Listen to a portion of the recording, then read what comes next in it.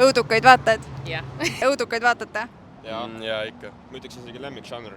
10. juulil linastub Kurjad surnud põlevad film. Mis sa teeksid, kui zombi sul ukse taga oleks? Ma annaksin neile mind kohe ära tappa. Aus.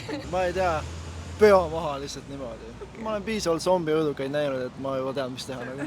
Oleks nii lõplikult ära ehmunud, et istuksin ja ei teeks mitte midagi.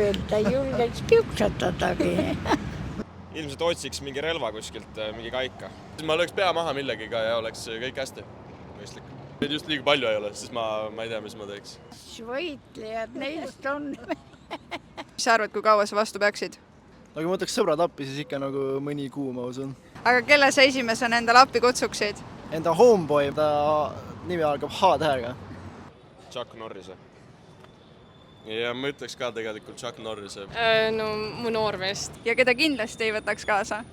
Mart Helmet vist. Klassikaaslasi. Keegi, kes vihkab õudukaid. Ma oma ema ei võtaks kaasa.